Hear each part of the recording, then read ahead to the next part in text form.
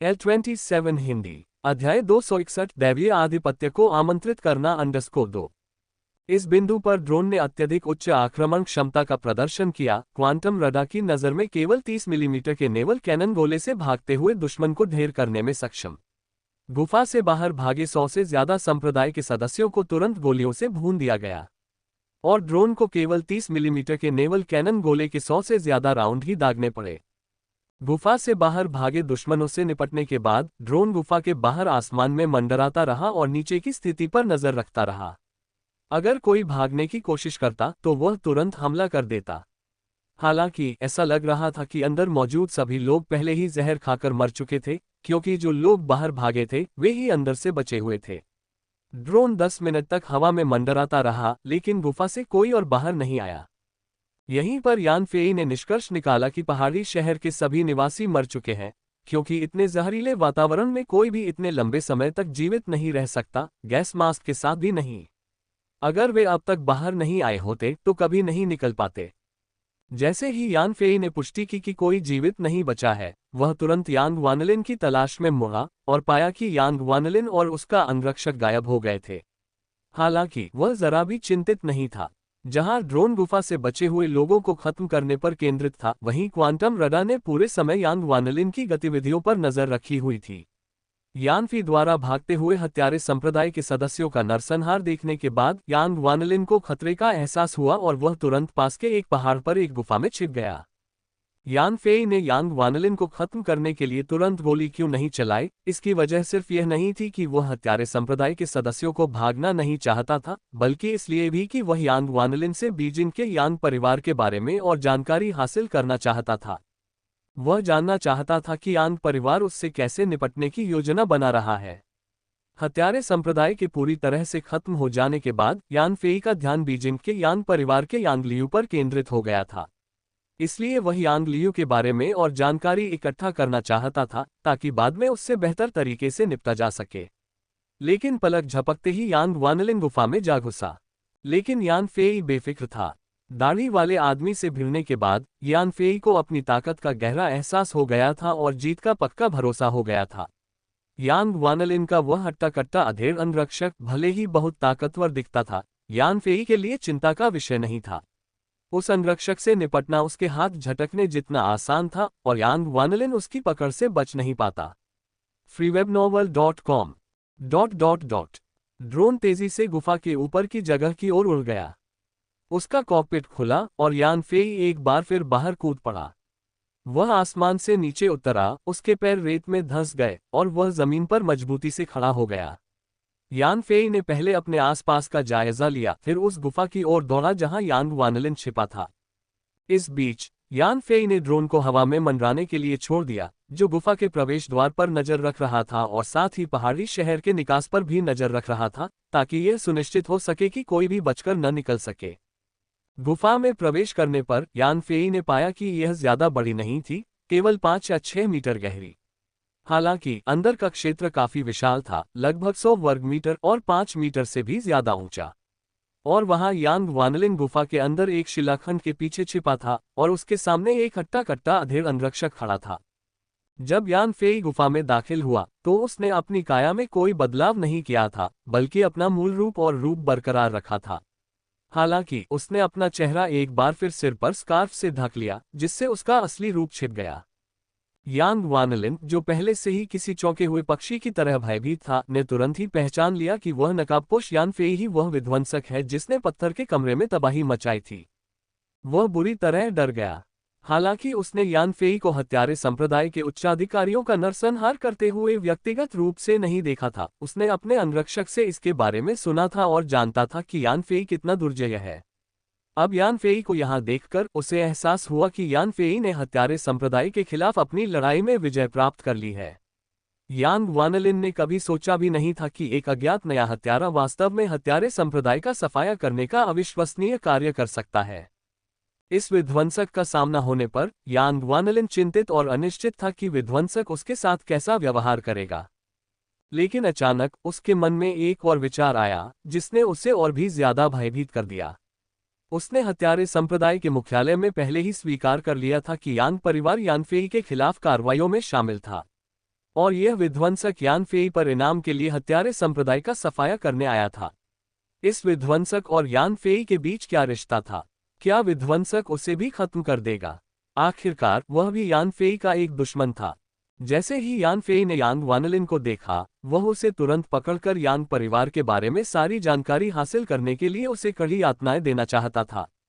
हालांकि जैसे ही उसने खुद को गुफा में स्थिर किया, कुछ गड़बड़ महसूस हुई। उसे एक गंभीर खतरे का आभास हुआ, लेकिन उस समय वह उसके स्रोत का ठीक ठीक पता नहीं लगा सका। वहां केवल 3 लोग मौजूद थे। यांग वानलिन एक साधारण व्यक्ति था, इसलिए उसे खतरा यांग वानलिन की सुरक्षा कर रहे मजबूत अधेड़ उम्र के अंगरक्षक से ही आ रहा होगा। फिर भी वह अंगरक्षक जरा भी खतरनाक नहीं लग रहा था। यान फेई ने गंभीर भाव से अंगरक्षक को देखा तथा अपनी अंतर्ज्ञान पर भरोसा करने और उसके प्रति अत्यधिक सतर्क रहने का निर्णय लिया। अंगरक्षक सीधा खड़ा हो गया, न तो चापलूसी से न ही दबंगई से, और एक हाथ से दूसरे हाथ को यान फेई की ओर छाती के सामने रखते हुए उसने कहा, मित्र, आपके रूप रंग से लगता है कि आप भी एक चीनी व्यक्ति हैं। इतने प्रभावशाली कौशल के साथ आप भी एक सह अभ्यासी ही होंगे, और आपने कंगजो सन परिवार के बारे में सुना होगा, है ना? मैं कंगजो सन परिवार के मुखिया सन टाई का छोटा भाई हूँ। मेरा नाम सन यी है और मैं श्री यांग वानलिन की सुरक्षा के लिए पारिवारिक आदेश पर यहाँ हूँ। मेरे मित्र, मैं आपसे विनम्र निवेदन करता हूँ कि सन परिवार की भलाई के लिए श्री यांग वानलिन को छुट्टी दे दीजिए। यान फेई ने जब अंगरक्षक से एक ऐसा नाम सुना जिसने उस पर गहरी छाप छोड़ी थी, तो उसकी भौहें तन गईं। कैंगजो सन परिवार। उसने ये नाम पहली बार उस रात सुना था जब उसने शंघाई के उपनगरीय इलाके में झांग बाओचेन की हत्या की थी। उस रात जैसे ही वह झांग बाओचेन को मारने ही वाला था, उसकी मुलाकात सुनली नाम के एक हटे कट्टे युवक से हुई। उसका उद्देश्य झांग बाओचेन की रक्षा करना और यान फेई को उसे मारने से रोकना था। उसने दावा किया कि वह कैंगजो सन परिवार से है और सुन टाई उसके पिता थे। हालांकि क्योंकि सुनली बहुत जिद्दी था और उसने यान फेई को झांग बाओचेन को मारने से रोकने की पूरी कोशिश की, इसलिए यान फेई ने उसे मार डाला। ये सुनली की जिद ही थी जिसने यान फेई पर गहरी छाप छोड़ी। बाद में एक सहायक मस्तिष्क की मदद से उसने इंटरनेट पर कैंगजो सुन परिवार के बारे में जानकारी खोजी और पाया कि यह परिवार एक बड़ा कबीला था, साधारण से कोसों दूर और न जाने कितने सालों से अधिक खड़ा था।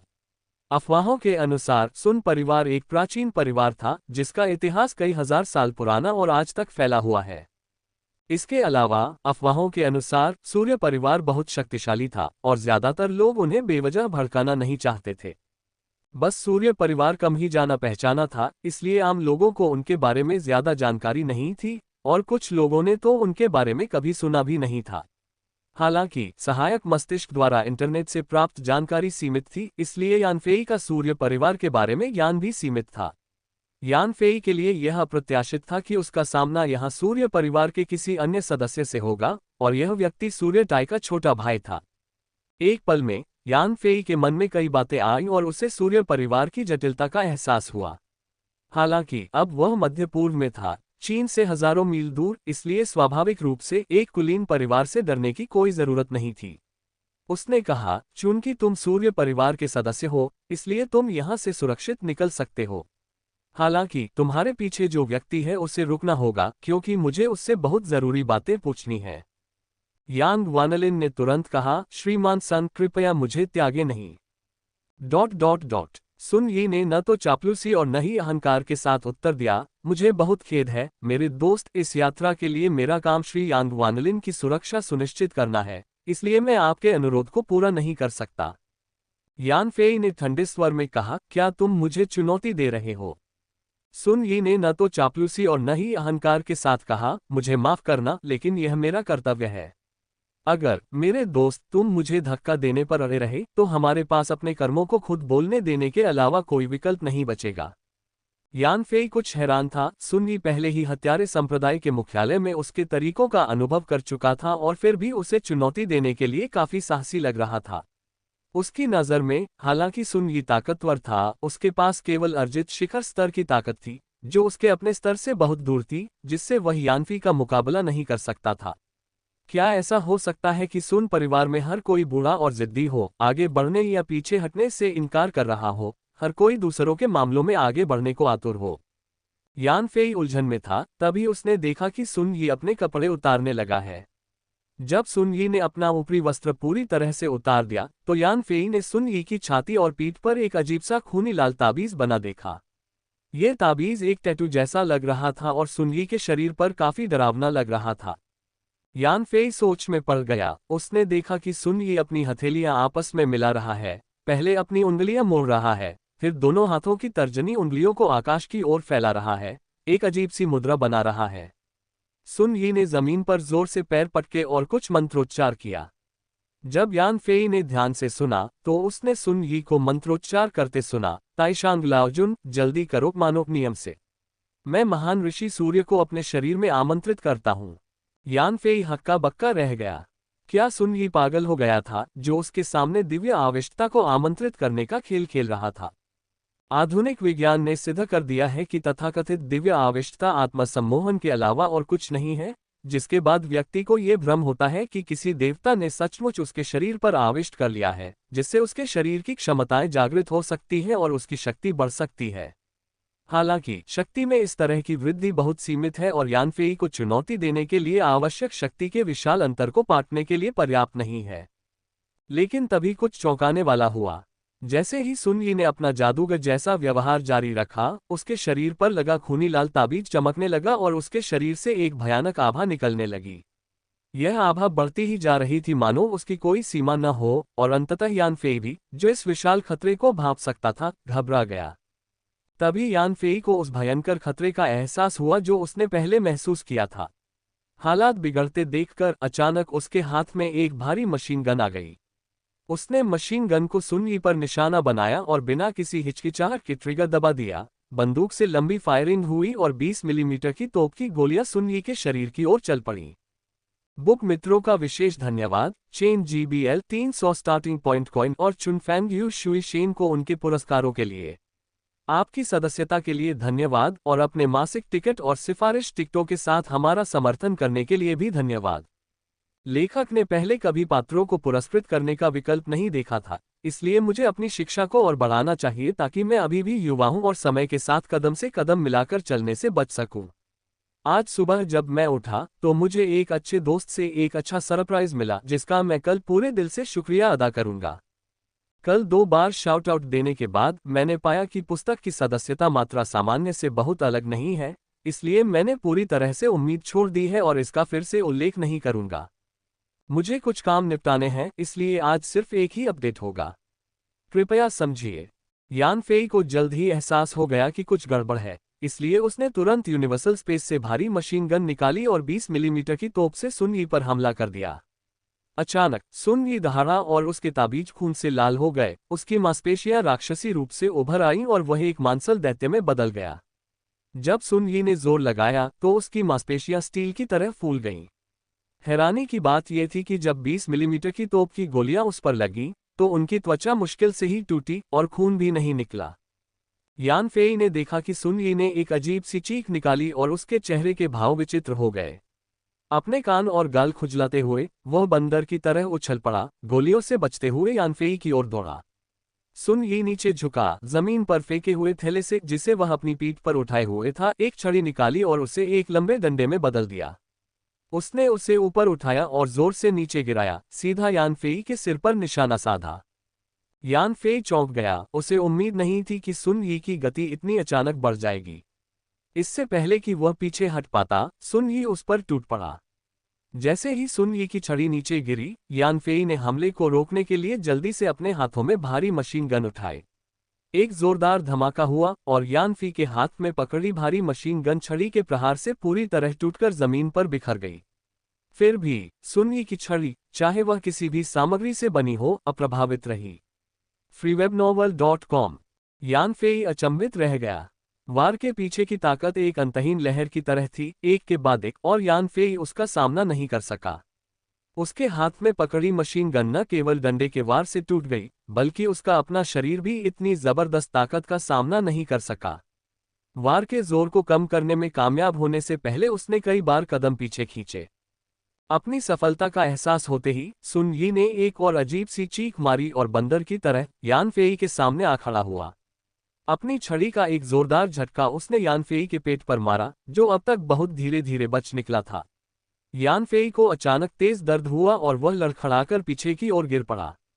यान फेई बहुत घबरा गया और सोचने लगा कि सुन यी, जो पहली नजर में ज्यादा ताकतवर नहीं लग रहा था, दिव्य शक्ति का आह्वान करने के बाद इतनी ताकतवर कैसे हो गया कि यान फेई भी उसका मुकाबला नहीं कर सका। इतने कम समय में किसी व्यक्ति की ताकत इतनी ज्यादा कैसे बढ़ सकती है? क्या सुन यी सचमुच महान ऋषि सूर्य का आह्वान करने में कामयाब हो गया था? अगर ऐसा होता तो दुनिया में सुन यी के सामने कौन टिक पाता? यान फेई और सुन यी के बीच मुकाबलों का दौर शुरू हो गया, लेकिन अप्रत्याशित रूप से यान फेई पूरे समय सुन यी के अधीन रहा और उसके पास पलटवार करने की जरा भी क्षमता नहीं थी। इस दुखद तथ्य को समझते हुए यान फेई ने पीछे हटने का सोचा, गुफा से बाहर निकलने की कोशिश की और सुन यी को बाहर खींच लिया, जहां वह ड्रोन से मिले उच्च तकनीक वाले हथियारों का इस्तेमाल करके उससे निपट सकता था। अगर सुन यी ने सचमुच दैवीय शक्ति को आमंत्रित भी किया होता, तो भी वह नश्वर शरीर था और ड्रोन के 30 मिलीमीटर के कवच भेदी गोलों के लगातार हमले से बच पाना उसके लिए संभव नहीं होता। अगर वह 30 मिलीमीटर के गोलों का प्रतिरोध भी कर लेता, तो भी वह मिसाइलों की प्रबल भेदन शक्ति का सामना नहीं कर पाता। इसलिए सुन यी के गुफा से बाहर निकलते ही यान फेई उसे खत्म करने के लिए ड्रोन का इस्तेमाल कर सकती थी। ड्रोन का क्वांटम रडार बहुत मोटी चट्टानों और मिट्टी को भेद नहीं सकता था, लेकिन ये प्रवेश द्वार से गुफा के अंदर लगभग 50 मीटर तक फैल सकता था। ड्रोन क्वांटम रडार की मदद से मिसाइलें दागने और उन्हें गुफा में पहुंचाने में सक्षम था, जिसका उद्देश्य अंदर मौजूद सुन यी को खत्म करना था। दुर्भाग्य से गुफा बहुत छोटी थी, जिसका क्षेत्रफल केवल 100 वर्ग मीटर से थोड़ा ज्यादा था और ऊंचाई कई मीटर तक पहुंचती थी। इतनी सीमित जगह में मिसाइल का विस्फोट गुफा में मौजूद यान फेई को भारी नुकसान पहुंचा सकता था। अगर इससे सुन यी की मौत भी हो जाती, तो यान फेई को खुद इसकी भारी कीमत चुकानी पड़ती। इसके अलावा सुन यी बिजली की तरह तेजी से आगे बढ़ रहा था और यान फेई को कसकर पकड़े हुए था, जिससे यान फेई खुद को दूर नहीं कर पा रहा था, इसलिए यान फेई मिसाइल चलाने की हिम्मत नहीं जुटा पाया, वरना यह आत्महत्या होती। यान फेई गुफा से बाहर निकलना चाहता था, लेकिन सुन यी को उसके इरादे समझ आ गए थे। बिजली की गति से आगे बढ़ते हुए वह लगातार अपनी छड़ी से यान फेई पर वार करता रहा, जिससे यान फेई बच नहीं पाया। कई कोशिशों के बाद यान फेई न केवल गुफा से बाहर निकलने में नाकाम रहा, बल्कि सुन यी की छड़ी से भी उसे कई बार मारा गया। सुन यी के लगातार हमलों के आगे यान फेई के पास जवाबी हमला करने का कोई मौका नहीं था और न ही यूनिवर्सल स्पेस से हथियार निकालकर जवाबी हमला करने का। सुन यी की छड़ी के हर वार से यान फेई को चुभने वाला दर्द होता था। हालांकि समय के साथ यान फेई को कुछ गड़बड़ नजर आने लगी। सुन यी के शरीर पर लगे ताबीज का लाल रंग फीका पड़ने लगा था और छड़ी का जोर भी कमजोर पड़ने लगा था। हालांकि यान फेई अब भी छड़ी के वार से बच नहीं पा रहा था, फिर भी वह धीरे धीरे उन्हें सहने में कामयाब हो गया। यान फेई को जल्दी ही समझ आ गया कि दिव्य प्रेत बाधा को आमंत्रित करने के सुन यी के तरीके में खामियां हैं। समय के साथ सुन यी की शक्ति कम होती जाएगी। अंततः सुन यी की शक्ति अपने मूल स्तर पर वापस आ ही जाएगी, कम नहीं तो कम से कम। तब तक सुन यी को मारना उसके हाथ उल्टने जैसा होगा। लेकिन अभी के लिए यान फेई को इस सबसे कठिन दौर से गुजरना था। सुन यी की कमजोरी को समझते हुए यान फेई अब जल्दी में नहीं था। इसके बजाय उसने गुफा के वातावरण का इस्तेमाल बचाव के लिए किया और हमला करने से परहेज किया। तेज रफ्तार सुन यी से जूझने और लगातार वार झेलने के बावजूद वह धीरे धीरे अपनी स्थिति मजबूत करने लगा। इसके विपरीत सुन यी की शक्ति कम होती जा रही थी और उसकी गति धीमी होती जा रही थी। धीरे धीरे यान फेई के सामने उसका कोई खास फायदा नहीं रहा। जैसे जैसे लड़ाई आगे बढ़ी, पासा पलट गया और यान फेई हमला कर रहा था जबकि सुन यी बचाव कर रहा था। कई जोरदार वार सहने के बाद सुन यी को एहसास हुआ कि हालात बिगड़ रहे हैं। वह चिल्लाया और लड़ाई से बाहर निकल गया। उसने अपनी थकी हुई देह को सहारा देते हुए अपनी छड़ी से खुद को संभाला। अब तक उसके ताबीज का रंग फीका पड़ चुका था, उसका शरीर पसीने से भीग चुका था और वह पूरी तरह से थका हुआ लग रहा था। freewebnovel.com। यान फेई पूरे शरीर में दर्द से कराह रहा था। उसे सुन यी की छड़ी से कई बार मारा गया था। अगर उसके अद्भुत दृढ़ संकल्प और जबरदस्त उपचार क्षमता न होती तो शायद वह पहले ही गिर पड़ता।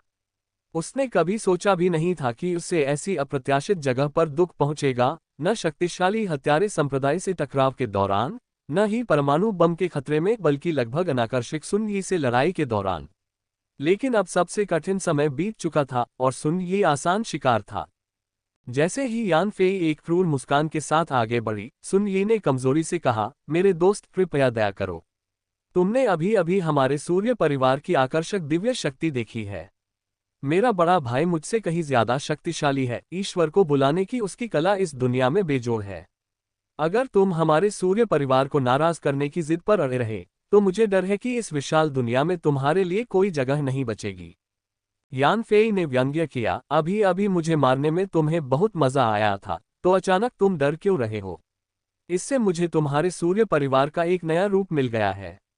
और हाँ, तुमने मुझे गुस्सा दिला ही दिया है, तो मैं तुम्हें कैसे जाने दूं?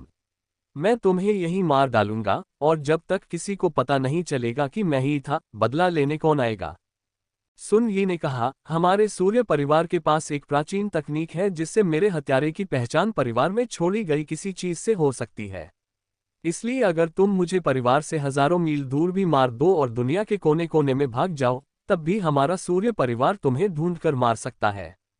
यान फेई ने जवाब दिया, मुझे तुम्हारी बात पर यकीन नहीं है, लेकिन अगर तुम्हारे सूर्य परिवार में सचमुच ये पता लगाने की क्षमता भी हो कि मैंने ही तुम्हें मारा है, तो भी मुझे कोई डर नहीं है। अगर जरूरत पड़ी तो मुझे तुम्हारे पूरे सूर्य परिवार का सफाया करने के लिए कुछ और कोशिश करनी ही होगी। ये देखकर कि यान फेई भयभीत नहीं थी, सुन यी को अचानक निराशा का एहसास हुआ और उसने कहा, मेरे दोस्त तुम इतने अड़ियल हो रहे हो, क्या तुम्हें डर नहीं है कि मैं अंत तक तुमसे लड़ूंगा? यान फेई ने उदासीनता से कहा, यदि आप में अभी भी ताकत है तो कृपया आगे बढ़ें, नहीं तो आप खुली आंखों से मर जाएंगे। सुन यी ने दांत भींच लिए, उसका शरीर कांप रहा था। उसने धीरे से अपने शरीर को सहारा देने वाली छड़ी उठाए और उसे यान फेई की ओर तान दिया। हालांकि उसके पास कोई गति नहीं बची थी और यान फेई के लिए कोई खतरा नहीं था। यान फेई ने उपहास किया और ब्रह्मांडीय अंतरिक्ष से एक महीन लोहे की छड़ निकाली और सुन यी को मारने के इरादे से एक कदम आगे बढ़ा। लेकिन तभी सुन यी के शरीर पर लगा ताबीज अचानक चमक उठा और बिजली की गति से यानफी पर प्रहार करते ही एक भयानक आभा आकाश में फैल गई। यान फेई अचंभित रह गया, उसे उम्मीद नहीं थी कि सुन यी एक बार फिर इस तरह भड़क उठेगा। उसने सुन यी के भयानक प्रहार को रोकने के लिए अपने हाथ में पकड़ी हुई महीन लोहे की छड़ उठाई, तभी एक दरार की आवाज आई और छड़ दो टुकड़ों में टूट गई। सुन यी की छड़ी नीचे की ओर बढ़ती रही और यान फेई बस अपने हाथ से खुद को संभाल पा रहा था। छड़ी के प्रहार से उसके पूरे शरीर में एक झटका सा महसूस हो रहा था। यान फेई ने तुरंत महसूस किया कि छड़ी से एक भयानक अजीब सी शक्ति उसके शरीर में संचारित हुई। उसकी हड्डियों से चटकने की आवाजें निकल रही थीं और फिर वह अनायासी जमीन पर गिर पड़ा। ठीक उसी समय यान फेई को एहसास हुआ कि उसके शरीर पर एक अभूतपूर्व गहरा आघात लगा है। न केवल उसकी हड्डियां टूट गई थीं, उसकी मांसपेशियां पूरी तरह से फट गई थीं, बल्कि उसके आंतरिक अंगों को भी भारी क्षति पहुंची थी। सिर्फ एक ही वार से सुन यी ने यान फेई को शक्तिहीन कर दिया था और वह अब हिल भी नहीं सकता था। यान फेई को उम्मीद नहीं थी कि सुन यी ऐसी स्थिति में भड़क उठेंगे और एक ही वार से गंभीर रूप से घायल हो जाएंगे। अगर उनमें ज्यादातर बल सोख लेने की असाधारण क्षमता न होती तो यान फी सुन यी के वार से मांस के ढेर में बदल जाते। घातक प्रहार करने के बाद सुन यी अपनी मुद्रा में बिना हिले डुले स्थिर रहा। हालांकि उसके शरीर पर मौजूद भयानक आभा तुरंत फीकी पड़ गई, ताबीज भी धुंधला हो गया और अंततः गायब हो गया, फिर कभी नहीं मिला। इस तरह एक दूसरे से हुई बातचीत के बाद यान फेई जमीन पर निश्चल पड़ा रहा, जबकि सुन यी मूर्ति की तरह स्थिर खड़ा रहा। स्थिति बेहद भयावह लग रही थी। यांग वानलिन, जो एक साधारण दर्शक था और छिपा हुआ था, उसे पता ही नहीं था कि यानफी और सुन यी के बीच लड़ाई में कौन जीता है।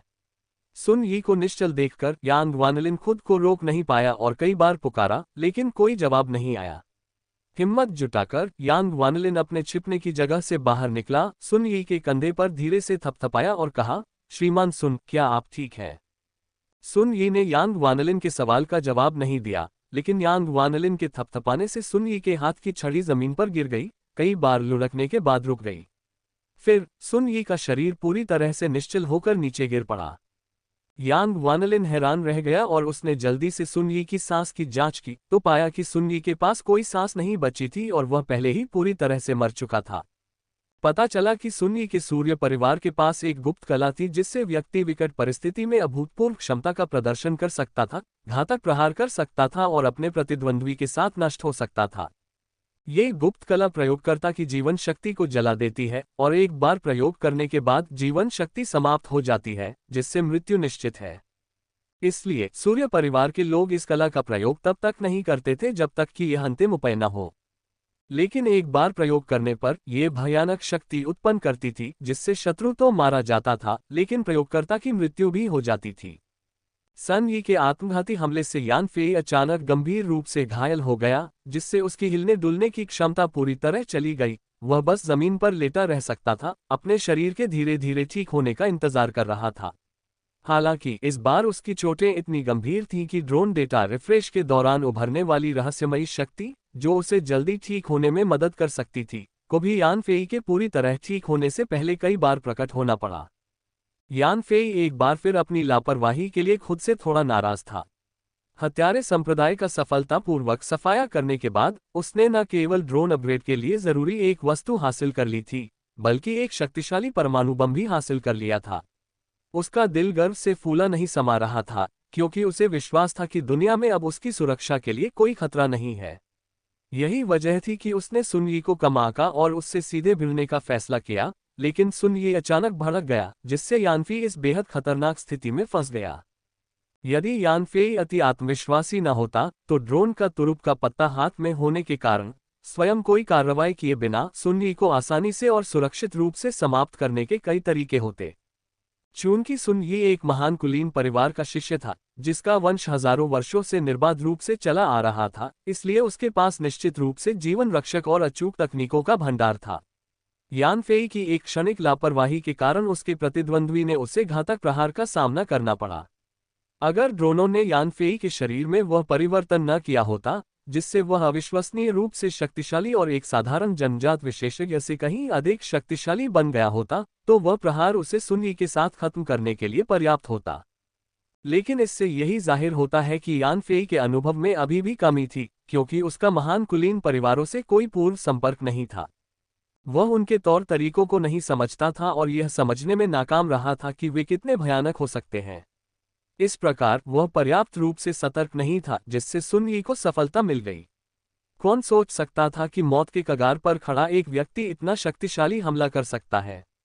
यही कारण था कि यान फेई पूरे हत्यारे संप्रदाय का सफाया करने के बाद एक मामूली से मोहरे सुन यी के हाथों में पड़ गया। जब यांग वानलिन ने सुन यी को अचानक मरते देखा, तो वह थोड़ा घबरा गया। हालांकि जब उसने यान फेई को जमीन पर पड़ा देखा और हिल भी नहीं पा रहा था, तो उसने दांत पीसकर एक छोटा सा पत्थर उठाया और यान फेई पर फेंक दिया। यान फेई की ओर से कोई प्रतिक्रिया न देखकर उसने हिम्मत जुटाकर जमीन पर बिखरी मशीन गन का एक नुकीला टुकड़ा उठाया और उस भयानक विध्वंसक यान फेई को खत्म करने के लिए आगे बढ़ा। लेकिन इससे पहले कि यांग वानलिन कुछ कर पाता, उसने गुफा के द्वार पर एक शोर सुना। उसने अपना सिर घुमाया और देखा कि द्वार पर एक तेज रोशनी चमक रही है और उसके बाद एक मिसाइल उड़ती हुई आ रही है। इस मिसाइल ने हवा में एक तेज मोड़ लिया और यांग वानलिन को सीधा निशाना बनाया। यांग वानलिन चौंक गया और उसे कुछ समझ ही नहीं आया कि क्या हो रहा है। तभी मिसाइल उसके शरीर पर लगी। फिर उसके लिए सब कुछ अंधकार में हो गया और वह हमेशा के लिए बेहोश हो गया। विस्फोट के बाद यांग वानलिन का शरीर टुकड़े टुकड़े हो गया और खून की बारिश में बदल गया, जो पूरी गुफा में फैल गई। हालांकि यान फेई उस लापरवाही भरी गलती के कारण गंभीर रूप से घायल हो गया था, जिससे सुन यी को घातक चोट लगी और वह स्थिर हो गया, फिर भी वह आसानी से बच निकलने वाला नहीं था। यान फेई में अभी भी बाहर अपने ड्रोन अवतार की जबरदस्त जवाबी हमला करने की क्षमता थी। जैसे ही उसने यांग वानलिन की हरकतें देखीं, उसे एहसास हुआ कि यह आदमी उसे चौंका देने का मौका ढूंढ रहा होगा। उसने तुरंत गुफा के बाहर ड्रोन को नियंत्रित करके मिसाइल दागी। क्वांटम रडार की दिशा में ड्रोन की मिसाइल ने यांग वानलिन को, जो मौके का फायदा उठाने की कोशिश कर रहा था, नष्ट कर दिया। इससे पहले यान फेई ने यांग परिवार के बारे में जानकारी हासिल करने के लिए यांग वानलिन को पकड़ने की योजना बनाई थी, ताकि भविष्य में होने वाले टकरावों में उसे बढ़त मिल सके। हालांकि यांग वानलिन द्वारा उसे मारने की कोशिश को देखकर उसने तुरंत उसे खत्म करने का फैसला किया। अपने शरीर पर छिपे छोटे वीडियो कैमरे के जरिए यान फेई ने यांग वानलिन और हत्यारे संप्रदाय मुख्यालय के बड़ी दाढ़ी वाले आदमी के बीच की बातचीत के सारे वीडियो पहले ही हासिल कर लिए थे। जैसे ही ये वीडियो सार्वजनिक होते, सभी देख लेते कि यांग परिवार यान फेई की स्वप्न तकनीक के लालच में हत्यारे संगठन के साथ मिलकर उसे हराने की कोशिश कर रहा है। फिर यांग परिवार सबके निशाने पर आ जाता और अगर यान फेई कोई कार्रवाई नहीं भी करता तो भी परिवार को नुकसान उठाना पड़ता, राज्य भी उन्हें आसानी से नहीं छोड़ता। इसलिए यह एहसास होने के बाद यान फेई को लगा कि यांग वानलिन का कबूलनामा उसके लिए ज्यादा मायने नहीं रखता। अगर वह यांग लियू से निपटना चाहता तो वह सीधे कार्रवाई कर सकता था, ज्यादा या कम जानकारी होने से कोई खास फर्क नहीं पड़ता। आखिरकार यांग परिवार एक नया कबीला था जो सिर्फ 2-3 दशक पहले ही उभरा था, अपनी नींव में स्वाभाविक रूप से कमजोर। सूर्य परिवार जितना शक्तिशाली नहीं और उसके पास कोई मजबूत तुरुप का पत्ता होने की संभावना नहीं। ड्रोन ने यांग वानलिन को मिसाइल से मार गिराया, लेकिन विस्फोट की प्रचंड तरंगें तुरंत शांत नहीं हुई, उन्होंने पूरी गुफा में तबाही मचा दी। चूंकि यांग वानलिन यान फेई के बहुत करीब था, इसलिए विस्फोट की प्रचंड तरंगों ने यान फेई को भी प्रभावित किया, उसे दूर पत्थर की दीवार से टकराकर वापस जमीन पर गिरा दिया, जहां वह कई बार लुढ़का और फिर निश्चल होकर गिर पड़ा। इस मिसाइल हमले ने यान फेई की चोटों को और बढ़ा दिया। सुन यी के घातक प्रहार ने यान फेई के शरीर को पहले ही गंभीर रूप से क्षतिग्रस्त कर दिया था, और अगर उसके शरीर को पूरी तरह से अनुकूलित नहीं किया गया होता तो वह उस प्रहार से चूर्ण चूर्ण हो सकता था। अब मिसाइल हमले की आघात तरंगों के बाद उसकी हालत और भी बिगड़ गई। उसके आंतरिक अंग फट गए, उसकी मांसपेशियां फट गईं और हड्डियां टूट गईं, यहां तक कि उसकी उंगलियां हिलाना भी बेहद मुश्किल हो गया। जिंदा होने के अलावा वह मसले हुए मांस के ढेर से ज्यादा अलग नहीं था। यान फेई अभी भी मध्य पूर्व में था, और हालांकि उसने हत्यारे संप्रदाय का सफाया कर दिया था, फिर भी वह जगह बहुत खतरनाक थी, जहां अप्रत्याशित खतरे कभी भी आ सकते थे। अगर उसे बड़ी संख्या में दुश्मनों का सामना करना पड़े, भले ही उसकी रक्षा के लिए ड्रोन मौजूद हो, तो भी वह किसी अवसरवादी हमले का शिकार हो सकता था। सीरिया में, जहां दुनिया की प्रमुख सैन्य शक्तियों ने अपने सबसे आधुनिक हथियार तैनात कर रखे थे, उसे यकीन नहीं था कि उसका ड्रोन इतने उच्च तकनीक वाले हथियारों के हमले का सामना कर पाएगा। लेकिन अब यान फेई हिलने डुलने में असमर्थ था और उसके ड्रोन में तंतु जैसे उपांग नहीं थे जो उसे इस गुफा से बाहर निकालकर सुरक्षित क्षेत्र में ले जा सकें। इसलिए वह बस जमीन पर लेटा रह सकता था, धीरे धीरे ठीक हो रहा था। बस अनिश्चितता ये थी कि उसे ठीक होने में कितना समय लगेगा और इस बीच कोई अप्रत्याशित जटिलताएं तो नहीं होंगी। यान फेई जमीन पर लेटे हुए अनजाने में ही ड्रोन मिलने के बाद से जो कुछ भी हुआ था उस पर विचार कर रहा था, और उसे सब कुछ अविश्वसनीय लग रहा था। लगभग 6 महीने पहले वह एक साधारण ओटाकू था जिसमें कोई विशेष योग्यता नहीं थी। फिर भी अब उसके पास एक ऐतिहासिक रूप से प्रसिद्ध हत्यारे संगठन का सफाया करने की ताकत थी। इससे भी अधिक अप्रत्याशित बात यह थी कि जब उसने यह महान उपलब्धि हासिल की थी और सुरक्षित चीन लौटने ही वाला था, तभी एक कमजोर व्यक्ति ने उसे नीचे गिरा दिया, जिससे वह इस अजीब और खतरनाक स्थिति में आ गया। जीवन की अप्रत्याशितता यान फेई के अनुभवों में गहराई से परिलक्षित होती थी। यान फेई बुरी तरह घायल हो गया था, उसकी हालत कुछ उसके जीवन के पहले प्रतिद्वंद्वी शियाओ कांग जैसी थी। उस समय शियाओ कांग ने यान फेई पर जबरदस्त कब्जा कर लिया था, लेकिन अंततः यान फेई के चालाक जवाबी हमले का शिकार होकर एक भयानक मौत मर गया। जियाओ कांग के बारे में सोचते हुए यान फेई को अचानक कुछ याद आया। उस समय जियाओ कांग एक विशाल चट्टान के नीचे कुचला गया था, उसका शरीर गलकर चूर चूर हो गया था, लेकिन वह फिर से खड़ा हो गया, उसकी चोटें आश्चर्यजनक रूप से तेज गति से ठीक हो रही थीं। शुरू में यान फेई ने सोचा कि यह पुनर्योजी क्षमता जियाओ परिवार का एक वंशानुगत कौशल है, जिसका उपयोग उसके सभी सदस्य कर सकते हैं। हालांकि बाद में जियाओ कांग के भाई जियाओ लोन के साथ एक युद्ध के दौरान यान फेई ने देखा कि हालांकि जियाओ लोन दुर्जय था, उसकी उपचार क्षमता जियाओ कांग की तुलना में बहुत कम थी, जिससे यान फेई को एहसास हुआ कि तेजी से उपचार करना जियाओ कांग की एक अनोखी क्षमता थी। यान फेई ने पहले इस बारे में ज्यादा नहीं सोचा था, लेकिन अब खुद को जियाओ कांग जैसी ही स्थिति में पाकर वह गंभीरता से सोचने लगा कि जियाओ कांग में इतनी शक्तिशाली पुनर्योजी क्षमताएं क्यों थीं, और जियाओ लोंग में क्यों नहीं। तभी उसे जियाओ कांग के शरीर पर मिले काले गोले की याद आई। यान फेई ने इस काले गोले का अध्ययन किया था, लेकिन ये भी पता नहीं लगा पाया था कि यह किस पदार्थ से बना है, उससे कोई शोध परिणाम निकालना तो दूर की बात है। ... विचार करने पर अगर जियाओ लोंग और जियाओ कांग में कोई अंतर था तो वह ये था कि जियाओ कांग के पास काला गोला था जबकि जियाओ लोंग के पास नहीं था। इसलिए यह बहुत संभव था कि यही काला गोला जियाओ कांग की जबरदस्त पुनर्प्राप्ति शक्ति का मुख्य कारण था। यान फेई ने तुरंत ब्रह्मांडीय अंतरिक्ष में खोजबीन की और सचमुच एक कोने में छिपा हुआ वह काला गोला ढूंढ निकाला। एक विचार के साथ उसके दाहिने हाथ में वह काला गोला प्रकट हुआ। उसने अपनी उंगलियों को जोर से हिलाकर गोले पर दबाया। तभी उसने महसूस किया कि उसमें से एक रहस्यमयी ऊर्जा का प्रवाह निकलकर उसकी उंगलियों के जरिए उसके शरीर में प्रवेश कर रहा है। ये रहस्यमयी ऊर्जा उसकी उंगलियों के पास के क्षतिग्रस्त ऊतकों की तेजी से मरम्मत करने लगी। यान फेई बहुत खुश हुई। उस काले गोले में वाकई तेजी से ठीक होने की क्षमता थी और उसकी क्षमता अविश्वसनीय रूप से प्रबल लग रही थी। कोई आश्चर्य नहीं कि जियाओ कांग लगभग मांस के ढेर में बदल गया था, फिर भी इतनी जल्दी ठीक हो गया। freewebnovel.com। उस रहस्यमयी ऊर्जा की पुनर्स्थापना के प्रभाव में यान फेई की उंगलियां तेजी से ठीक हुईं और फिर उनकी उंगलियों में गतिशीलता लौट आई। यान फेई ने काले गोले पर अपनी उंगलियों का दबाव बढ़ाया और गोले के भीतर से रहस्यमयी ऊर्जा का प्रवाह तेज होता गया, जिससे उनकी चोटों के ठीक होने की गति बढ़ गई। कुछ ही समय में उनकी बांह की मांसपेशियां ठीक हो गईं और टूटी हड्डियां फिर से जुड़ गईं। उनकी बांह तेजी से ठीक हो गई।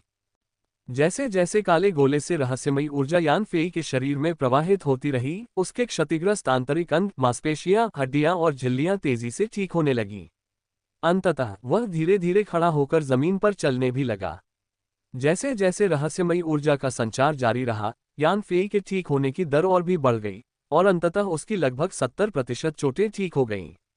लेकिन तब तक काले गोले से यान फेई के शरीर में रहस्यमयी ऊर्जा का प्रवाह रुक गया था।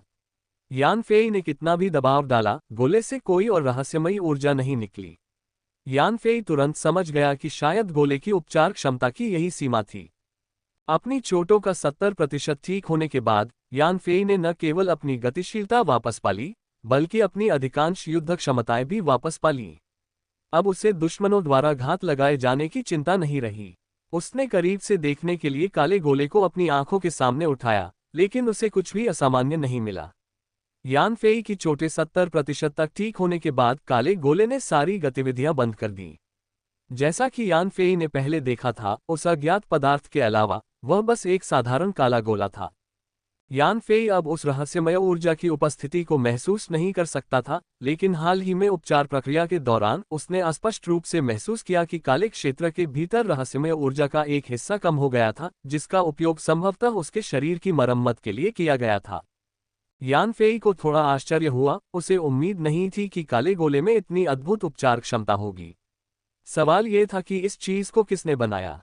पृथ्वी पर वर्तमान तकनीकी स्तर को देखते हुए यह असंभव लग रहा था कि किसी भी संगठन में ऐसा कुछ बनाने की क्षमता हो। क्या यह हो सकता है कि यह काला गोला पृथ्वी की देन न हो? तभी यान फेई को जंग लगेगी कि याद आई जो ड्रोन अपग्रेड के लिए जरूरी सामग्री थी, जो बहुत रहस्यमय भी था और उसकी सामग्री भी समझ से परे थी। उसे तुरंत उस चेन का ख्याल आया जो उसने हाल ही में हासिल की थी, जो उतनी ही रहस्यमय थी और जिसकी सामग्री भी अनिश्चित थी। क्या ऐसा हो सकता है कि काला गोला, जंग लगा गियर और चेन एक ही कारखाने में बने हों? या ये सब धरती से नहीं बल्कि किसी अलौकिक तकनीक के परिणाम है? यान फेई ने चाहे जितनी भी जांच की हो, वह काले गोले के रहस्यों को उजागर नहीं कर सका। काले गोले को सक्रिय करने की कुंजी विनाशकारी शारीरिक क्षति सहना हो सकता है, जिसके बाद उसकी रहस्यमय ऊर्जा प्रकट होगी। लेकिन यान फेई कोई आत्मपीड़ावादी नहीं था। स्वाभाविक रूप से वह केवल उस वस्तु का अध्ययन करने के लिए खुद को गंभीर रूप से घायल नहीं करेगा। अन्यथा अगर उसे फिर से गंभीर चोट लगती और रहस्यमय ऊर्जा उस उपकरण से प्रकट नहीं होती, तो यह वास्तव में दुखद होता। इस प्रकार यान फेई ने इस पर सोचना बंद कर दिया, काले गोले को संभाल कर रखा और वहां से जाने की तैयारी की। अचानक बाहर से ड्रोन ने एक संदेश भेजा। दूर से एक निजी विमान ऊंचाई से इस दिशा में उड़ रहा था। क्वांटम रडार से प्राप्त तरंग रूप प्रतिक्रिया के अनुसार ये बॉम्बार्डियर ग्लोबल एक्सप्रेस का एक निजी विमान प्रतीत हो रहा था।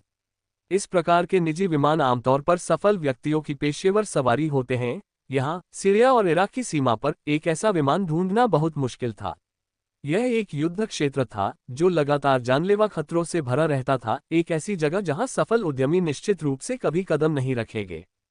यान फेई इस निजी विमान का उद्देश्य समझ नहीं पाए, इसलिए उन्होंने ड्रोन को रोकने का आदेश नहीं दिया। जैसे ही निजी विमान पहाड़ों में एक शहर के ऊपर से उड़ा, उसके केबिन का दरवाजा खुला और एक व्यक्ति आश्चर्यजनक रूप से विमान से कूद गया और तेजी से जमीन की ओर गिर पड़ा। ऐसा प्रतीत हुआ कि निजी विमान केवल इस व्यक्ति को पहुंचाने के लिए आया था। जैसे ही व्यक्ति बाहर निकला, विमान ने अपना दरवाजा बंद कर लिया। एक तीव्र मोड़ लिया और तेजी से उसी मार्ग पर वापस लौट गया जिस मार्ग से वह आया था। ऊंचाई से कूदने वाले व्यक्ति ने पूरी तरह काले कपड़े पहने हुए थे और पीछे एक लंबा लबादा लटका हुआ था। हवा के प्रतिरोध के कारण लबादा हवा में ऊंचा उठ गया। यान फेई को लगा कि यह व्यक्ति बहुत ऊंचाई से पैराशूट से छलांग लगा रहा है, लेकिन उस समय ऐसा करना बेहद खतरनाक था। चूंकि रात गहरी थी, चारों ओर घना अंधेरा था और नीचे का वातावरण मुश्किल से दिखाई दे रहा था। उतरते समय एक भी चूक जानलेवा हो सकती थी। यान फेई को क्या पता था कि स्थिति उसकी कल्पना से भी ज्यादा खतरनाक थी। उस आकृति ने कोई पैराशूटिंग गियर नहीं पहना था, बल्कि वह सीधे जमीन की ओर गिर रही थी। गुरुत्वाकर्षण के कारण उस व्यक्ति की गिरने की गति तेजी से बढ़ गई, लेकिन जमीन से लगभग 200 मीटर की दूरी पर उन्होंने अचानक अपने पीछे का लबादा पकड़ लिया, जो पैराशूट की तरह उछलकर उनके नीचे उतरने की गति धीमी कर दी। फिर वह आकृति धूल के गुबार उड़ाते हुए जोर से जमीन पर गिरी। जब धूल आखिरकार जम गई तो यान फेई ने देखा कि वह व्यक्ति जमीन पर मजबूती से उतरा था। रेत में पैर धंसे होने के अलावा वह पूरी तरह से सुरक्षित लग रहा था।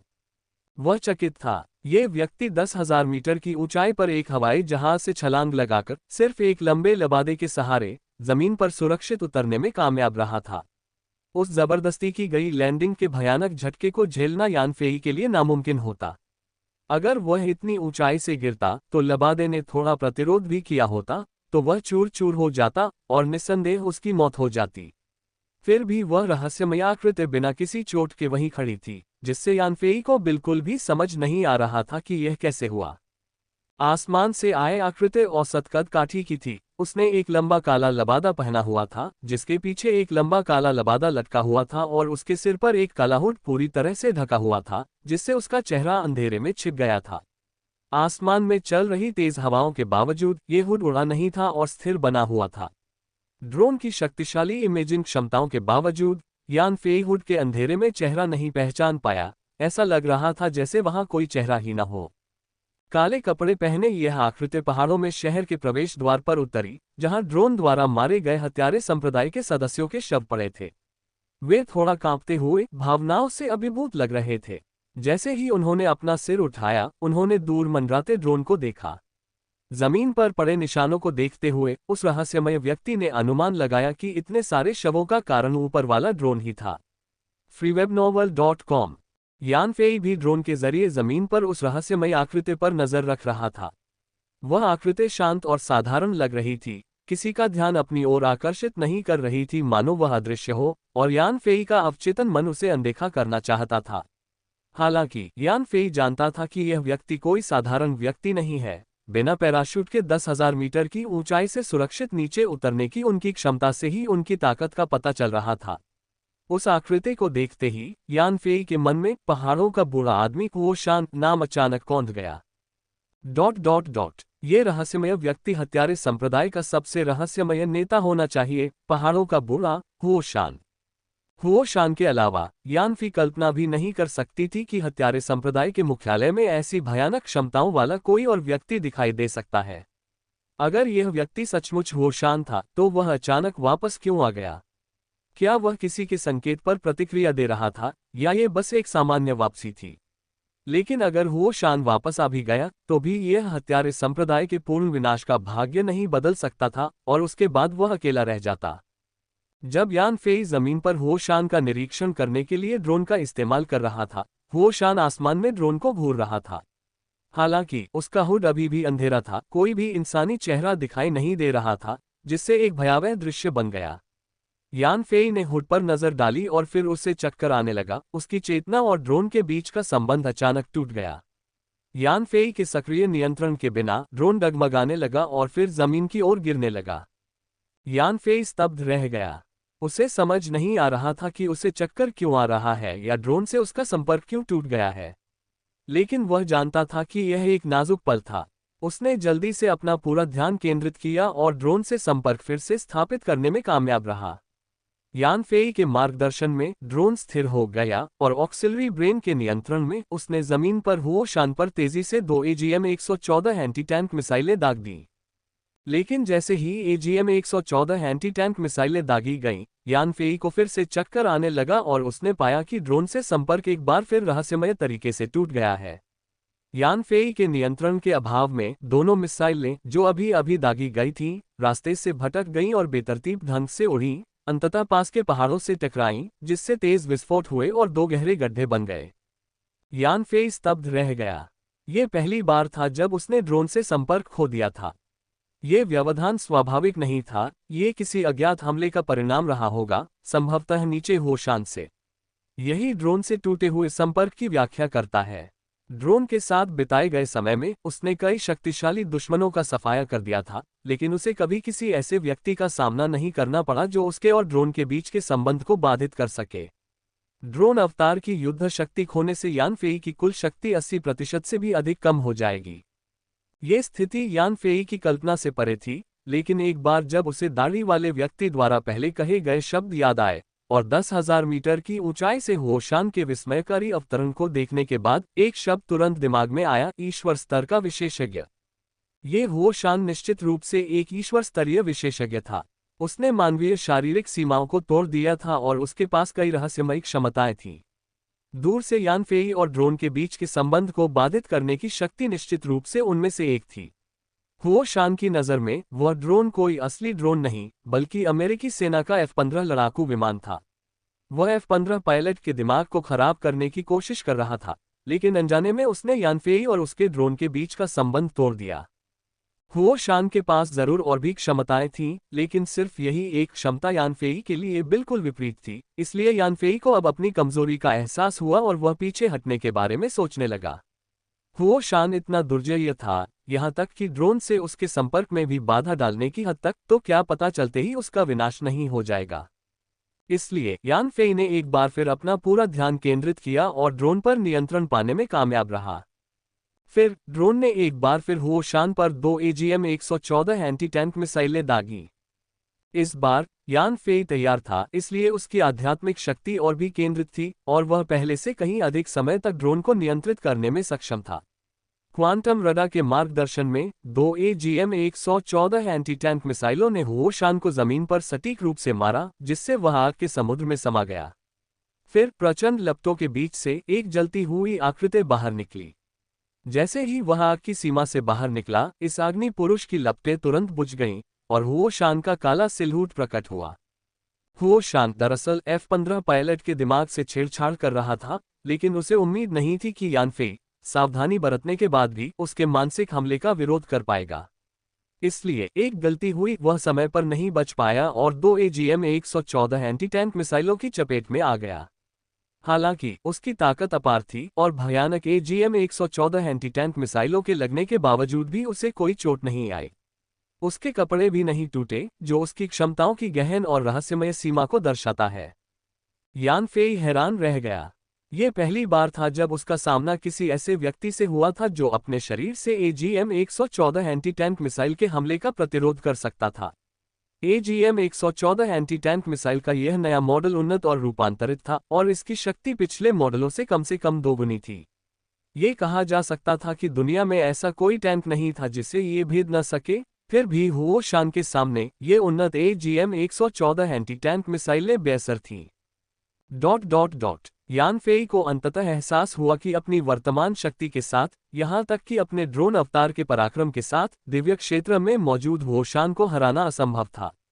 इसलिए उसने एक बार फिर पीछे हटने और क्षेत्र छोड़ने का इरादा किया। लेकिन होशान कोई ऐसा व्यक्ति नहीं था जिससे खिलवाड़ किया जा सके। मिसाइल हमले के बाद उसने अपने आसपास का निरीक्षण करते हुए आकाश में ड्रोन को देखा। अंधेरे में उसने आश्चर्यजनक रूप से यान फेई को कई किलोमीटर दूर खड़ा देखा। वह यान फेई की दिशा में दौड़ने लगा। एक छलांग में वो 50 मीटर आगे निकल गया, फिर एक और छलांग के साथ वो 50 मीटर आगे दिखाई दिया।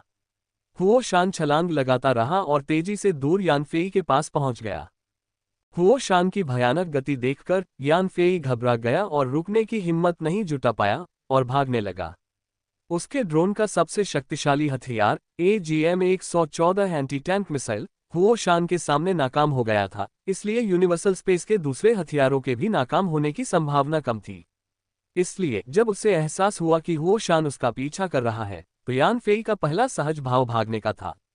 freewebnovel.com यान फेई ने भागते हुए आसमान में ड्रोन को नियंत्रित किया और हुओ शान पर 30 मिलीमीटर की नौसैनिक तोप दागी ताकि उसका पीछा रोका जा सके। लेकिन हुओ शान बहुत शक्तिशाली था, यान फेई का पीछा करते हुए भी वह ड्रोन को फिर से बाधित कर सकता था। दूसरी ओर जब यान फेई अपनी जान बचाने के लिए भाग रहा था और ध्यान केंद्रित नहीं कर पा रहा था, तो उसने तुरंत ड्रोन से अपना संबंध खोता हुआ महसूस किया। यान फेई के नियंत्रण के बिना ड्रोन की 30 मिलीमीटर की नौसैनिक तोप से निकले सभी गोले चूक गए, जिससे हुओ शान की बढ़त में कोई बाधा नहीं आई। फिर एक बार फिर एकाग्र प्रयास करते हुए यान फेई ने ड्रोन पर फिर से नियंत्रण पा लिया। लेकिन उस छोटे से विराम ने हुओ शान को उनके बीच की दूरी को काफी कम करने में मदद की। यान फेई को एहसास हुआ कि हुओ शान को रोकने के लिए ड्रोन का इस्तेमाल करना बेकार था और उसने पूरी गति से दौड़ने पर ध्यान केंद्रित किया। चूंकि यान फेई की चोटें केवल 70% ही ठीक हुई थीं और उसकी गति की तुलना नहीं की जा सकती थी, इसलिए हुओ शान ने उसे जल्दी ही पकड़ लिया। 200 मीटर दूर यान फेई को देखते हुए हुओ शान ने एक अजीब शब्द कहा, मुंह। इस अजीबोगरीब आवाज से हवा में एक असामान्य उतार चढ़ाव पैदा हुआ जो तेजी से फैल गया। यान फेई को अपनी पीठ पर एक जोरदार झटका लगा, जिससे उसका शरीर दूर उड़ गया और जमीन पर लुढ़क गया और मुंह से लगभग ताज़ा खून थूकने ही वाला था। हालांकि उसने उसे जबरदस्ती रोक लिया और गले तक पहुंच चुके खून को वापस निगल लिया। सिर्फ एक लंबी दूरी के ध्वनि हमले से यान फेई गंभीर रूप से घायल हो गया, जिससे उसके और उसके पीछा करने वाले के बीच ताकत की गहरी खाई एक बार फिर स्पष्ट हो गई। निकट आ रहे हुओ शान ने यान फेई की हालत का जायजा लेने के लिए आगे बढ़कर उसकी शक्ति पर पूरा भरोसा जताया। यान फेई उसके ध्वनि हमले को झेलकर निश्चित रूप से अशक्त हो गया था। तभी आसमान से एक ड्रोन नीचे आया और जमीन पर मौजूद हुओ शान पर 30 मिलीमीटर की नेवल कैनन से एक और हमला किया। इस बार हुओ शान ने बचाव नहीं किया, उसने अपनी पीठ से लबादा उठाया, अपने शरीर को उसमें लपेटा और सिर्फ अपने लबादे से ही 30 मिलीमीटर की नेवल कैनन के हमले को अविश्वसनीय रूप से रोक दिया। ये स्पष्ट नहीं था कि लबादा किस सामग्री से बना था, क्योंकि 30 मिलीमीटर के कवच भेदी गोलों के हमले में उसे कोई नुकसान नहीं हुआ, जो वाकई आश्चर्यजनक था। हालांकि 30 मिलीमीटर के कवच भेदी गोलों के लगातार हमले के बीच हुओ शान ने अपनी चौकसी कम करने की हिम्मत नहीं की। उसे गोलियों की भयानक गतिज ऊर्जा को नष्ट करने के लिए लगातार पीछे हटना पड़ा।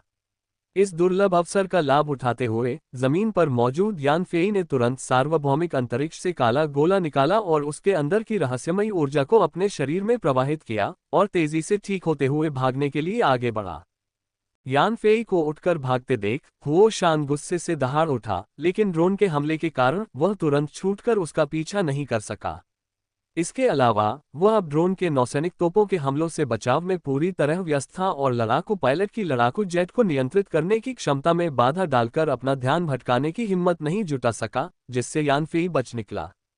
freewebnovel.com। यान फेई अपने जख्मों को बलपूर्वक दबाते हुए तेजी से भागा। ड्रोन अवतार ने अपनी मारक क्षमता का प्रदर्शन किया और नौसेना तोपों के लगातार हमले ने हुओ शान की गतिशीलता को अस्थायी रूप से रोक दिया। यान फेई ने पहले अपने आसपास का जायजा लिया, फिर सामने एक पहाड़ी की ढलान की ओर बढ़ा। उसका लक्ष्य ढलान के शीर्ष पर पहुंचना, चट्टान के किनारे से छलांग लगाना, ड्रोन को चट्टान के नीचे उड़ाने के लिए नियंत्रित करना, कॉकपिट हैच खोलकर खुद को सीधे पकड़ना और फिर ड्रोन को उस क्षेत्र से दूर भगाना था जिससे वह हुओ शान से दूर हो जाए। हुओ शान बहुत भयानक था, वह और ड्रोन अवतार इस समय उसके लिए बिल्कुल भी उपयुक्त नहीं थे।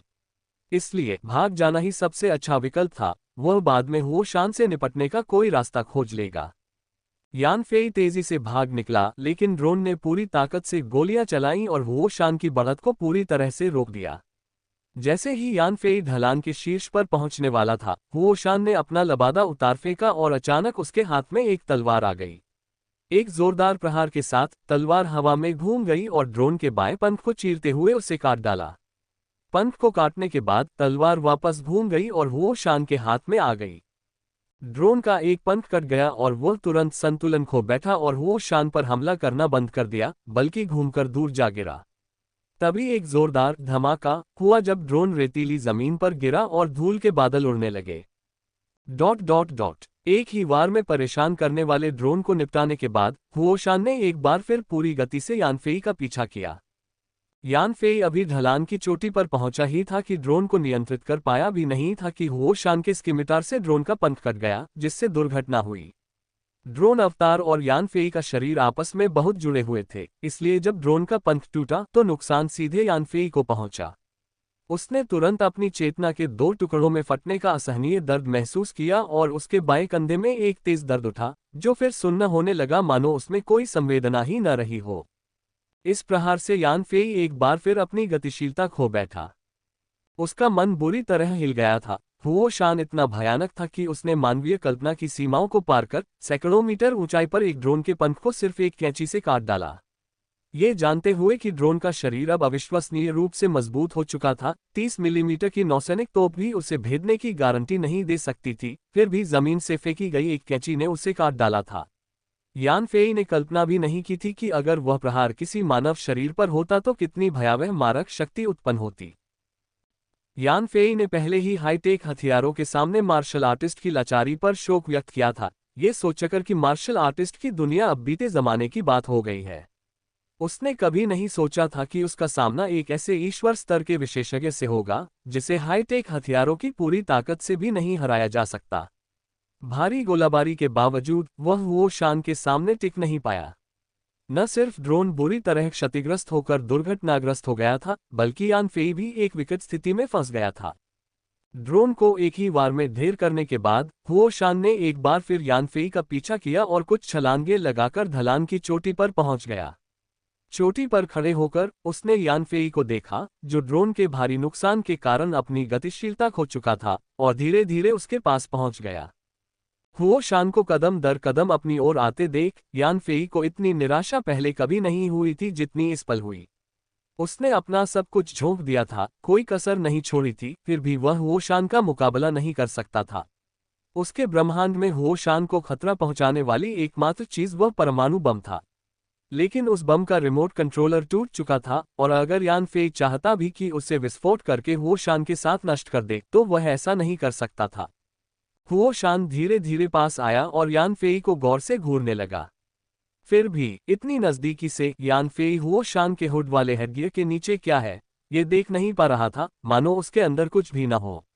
हालांकि वह हुड के नीचे का चेहरा नहीं देख पा रहा था, यान फेई जानता था कि हुओ शान उसे देख रहा है, लेकिन उस भयानक तस्वीर ने उसकी रूह कांप दी। तभी यान फेई ने देखा कि हुओ शान उसके सामने खड़ा है और अपना हाथ बढ़ा रहा है।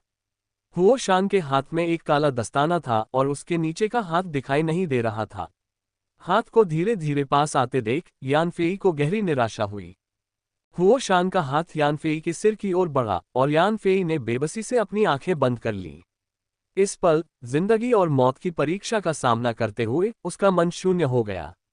तभी अचानक लू पिंगपिंग उसके ख्यालों में प्रकट हुई। उनके साथ बिताए पलों की याद ने उसे अप्रत्याशित खुशी दी, और फिर वेन रॉ की छवि। अचानक हुओ शान का हाथ तेजी से नीचे बढ़ा, यान फी की खोपड़ी को थामने ही वाला था। तभी रेतीली जमीन फट गई और रेत से एक साया फूट पड़ा, भूतिया गति से। वह पल भर में हुओ शान के पीछे प्रकट हो गया। फिर एक सफेद रोशनी की चमक और एक अजगर की दहाड़ के साथ भयानक तलवार क्यों ऊपर की ओर उठी।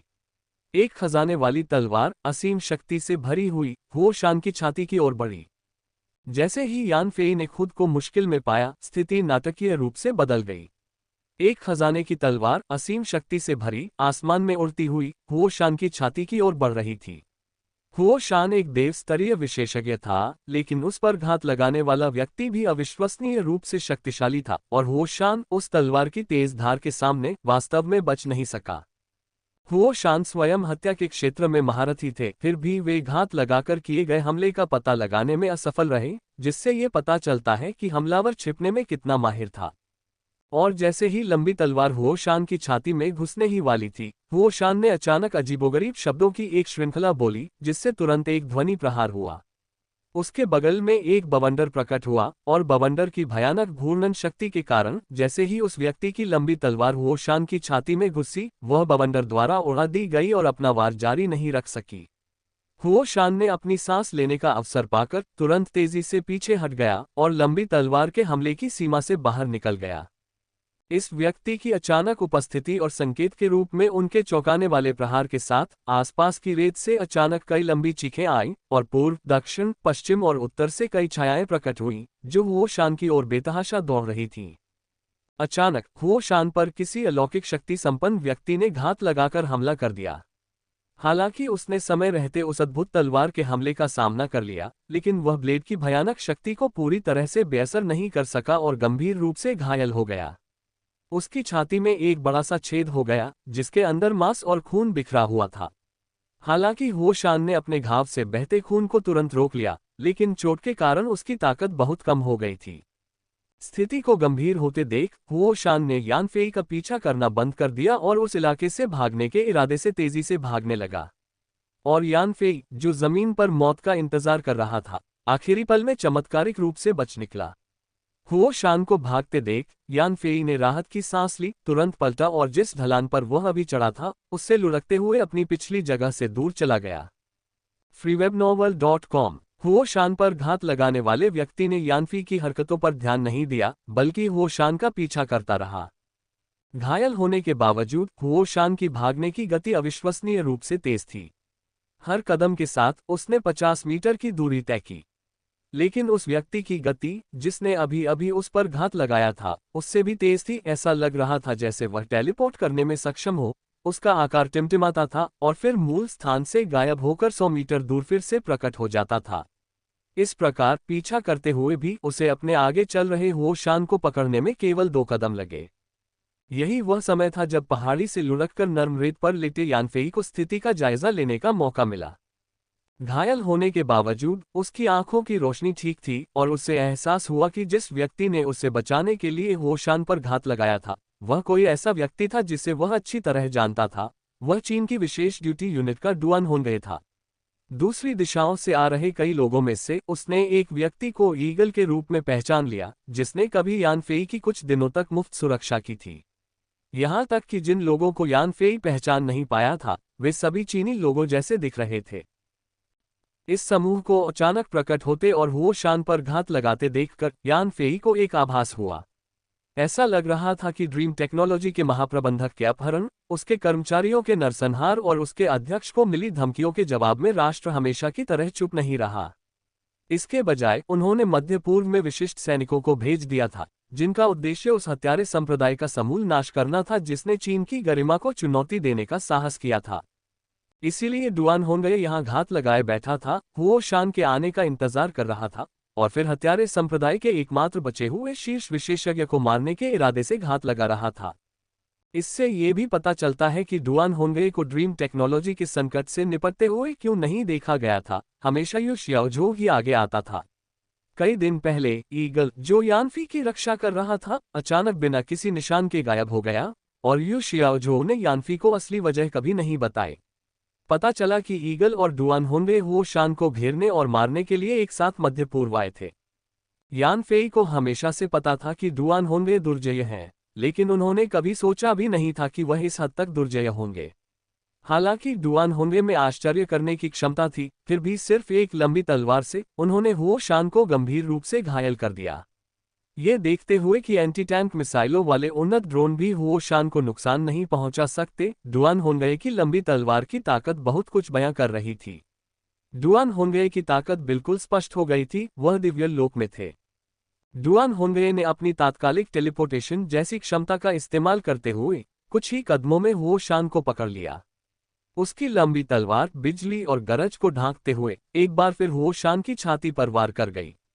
हुओ शान ने अपना लबादा झटक दिया, जिससे डुआन होंगे की लंबी तलवार विक्षेपित हो गई, लेकिन तभी डुआन होंगे ने अपने हाथ से लबादा पकड़ लिया और जोर से खींचकर हुओ शान का लबादा फाड़ दिया। उसी समय चारों दिशाओं से चीन की विशेष ड्यूटी यूनिट के सदस्य भी आ धमके और हुओ शान को बीच में ही घेर लिया। यानफेई दूर से देख रहा था, उसका दिल उत्साह से धड़क रहा था। ये पहली बार था जब उसने देव स्तर के विशेषज्ञों के बीच युद्ध देखा था, ऐसे विशेषज्ञों की क्षमताओं से खुद को परिचित करने का एक अवसर। अपनी चोटों से तेजी से उबरने के लिए काले गोले का इस्तेमाल करते हुए वह इस युद्ध की गतिविधियों पर नजर रख रहा था। खुद को चीन की विशेष ड्यूटी यूनिट के विशेष एजेंटों से घिरा देखकर हुओ शान ने दौड़ना बंद कर दिया और अपनी जगह पर खड़ा रहा। इस समय भी हुओ शान का बड़ा हुड उसके सिर पर टिका रहा और उसका असली रूप अभी भी बाहरी लोगों से छिपा हुआ था। हुओ शान ने अपने चारों ओर खड़े चीन विशेष कर्तव्य इकाई के सदस्यों को देखा और एक बहुत ही अजीब, अस्पष्ट आवाज में बोला, जो न तो पुरुष की थी, न महिला की, न युवा की, न वृद्ध की। मुझे आश्चर्य है कि मौत से बेखौफ होकर मुझ पर घात लगाने की हिम्मत कौन कर सकता है। ये चीन विशेष कर्तव्य इकाई का डुआन होनवे निकला। वाइस ग्रुप लीडर डुआन, आपने और आपके गुर्गों ने मुझे घेर लिया है, आप आखिर क्या हासिल करना चाहते हैं? डुआन होनवे ने अपने हाथ में एक तलवार पकड़ी हुई थी, जिसकी नोक सीधे हुओ शान की ओर इशारा कर रही थी। वह उससे सावधानी से बच रही थी, फिर भी उसकी आवाज बहुत शांत थी। हुओ शान, तुम और तुम्हारे आदमी कहीं और जो भी करते हो, वह चीन की विशेष ड्यूटी यूनिट का काम नहीं है। नहीं, हम इसमें दखल देना चाहते हैं, लेकिन क्या किसी ने तुम्हें कभी बताया नहीं? चीन ऐसी जगह नहीं है जहां तुम्हारी जैसी ताकतें आसानी से घुस आएं, और चीनी लोग ऐसे नहीं हैं जिन्हें तुम्हारे लोग अपनी मर्जी से उकसा सकें। तुम्हारे आदमी न सिर्फ चीन में घुसे, बल्कि उन्होंने हमारे बेहतरीन उद्यमियों का अपहरण भी किया। अपनी नाकामी के बाद उन्होंने चीनी नागरिकों को यातनाएं दी और मार डाला और पीड़ितों को धमकाया भी। हुओ शान, तुम्हारी हरकतें चीनी सरकार के खिलाफ उकसावे की कार्रवाई हैं। तुम अपनी कब्र खुद खोद रहे हो। आज हमारा काम यहां आकर तुम्हें मार डालना है।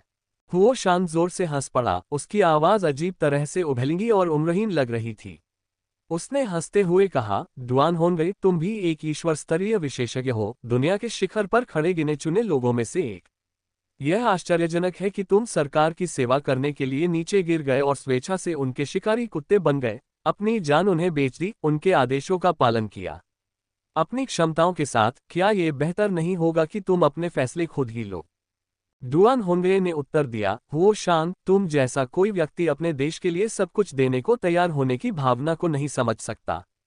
मेरे हृदय में राष्ट्र की शक्ति ही मेरा परम लक्ष्य है। जो भी राष्ट्र की शक्ति में बाधा डालता है, वह मेरा शत्रु है और उसका नाश किया जाना चाहिए।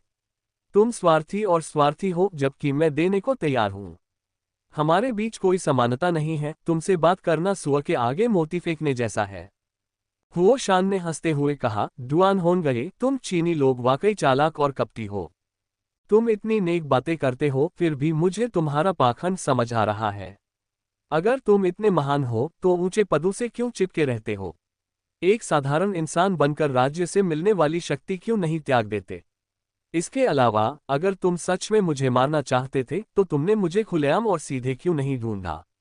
तुम न तो जल्दी आए, न ही देर से, बल्कि जब मैं गंभीर रूप से घायल था और अपने संप्रदाय की सुरक्षा को लेकर चिंतित था, तब हमला करने का फैसला किया, और तुमने चुपके से हमला भी किया। डुआन होनवे ने ठंडे स्वर में कहा, तुमने चीनी सरकार को खुलेआम चुनौती दी है, इसलिए तुम मेरे दुश्मन हो। स्वाभाविक रूप से मैं अपने दुश्मनों के खिलाफ हर संभव उपाय अपनाऊंगा। तुम हत्यारों के पूर्वज हो, क्या तुम अक्सर यही नहीं करते? या फिर ऐसा है कि हत्यारे संप्रदाय ने कभी नहीं सोचा था कि चीन को भड़काने के बाद ऐसा हश्र होगा? हुओ शान ने दूर से यानफेई को देखते हुए कहा, मुझे इससे कितनी नफरत है। जिस संप्रदाय को मैंने इतने सालों तक इतनी मेहनत से फिर से खड़ा किया है, उसे एक ऐसे तुच्छ व्यक्ति द्वारा नष्ट किया जा रहा है जिसके पास सिर्फ जन्मजात शक्ति है। मैं हमारी मुठभेड़ से पहले ही बुरी तरह घायल हो चुका था और अपनी पूरी शक्ति का इस्तेमाल नहीं कर पा रहा था, इसलिए तुम अपने छिपे हुए हमले में कामयाब हो गए। वरना देव स्तर के विशेषज्ञों के बीच अपनी सबसे कम शक्ति के साथ तुम मुझे कैसे घायल कर सकते थे? डुआन होनवे ने कहा, इससे सिर्फ एक बात साबित होती है, स्वर्ग भी अब तुम्हें बर्दाश्त नहीं कर सकता और तुम्हें ले जाना चाहता है। हुओ शान, अब तुम हमसे घिरी हुई हो और तुम गंभीर रूप से घायल भी हो, इसलिए इस बार तुम बच नहीं सकती। हुओ शान जोर से हंसा, डुआन होनवे, क्या तुम्हें सच में लगता है कि ये कुछ साधारण विशेषज्ञ मुझे मार सकते हैं? तुम्हारे अलावा इनमें से सबसे शक्तिशाली तो बस जन्मजात शिखर पर है, अभी भी दिव्य क्षेत्र से बहुत दूर है। तुम अभी भी बहुत भोले हो। तुम एक देव स्तर के विशेषज्ञ की असली ताकत नहीं समझते, न ही तुम्हें दिव्य शक्ति का प्रयोग करना आता है। आज मैं तुम्हें दिखाऊंगा कि दिव्य क्षेत्र वास्तव में क्या है। हालांकि मैं पहले भी गंभीर रूप से घायल हो चुका हूं, फिर भी मैं ऐसा व्यक्ति नहीं हूं जिसे तुम तुच्छ समझ सको।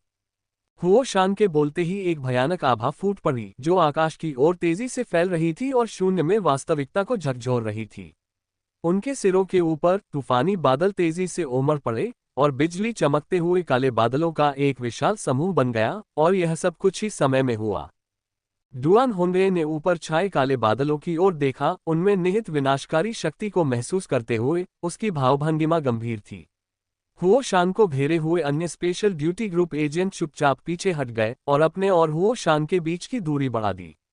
दूर से यान फेई हक्का बक्का रह गया। उसने कभी सोचा भी नहीं था कि इंसान इस हद तक पहुंच सकते हैं कि मौसम को बिगाड़ सकें। freewebnovel.com।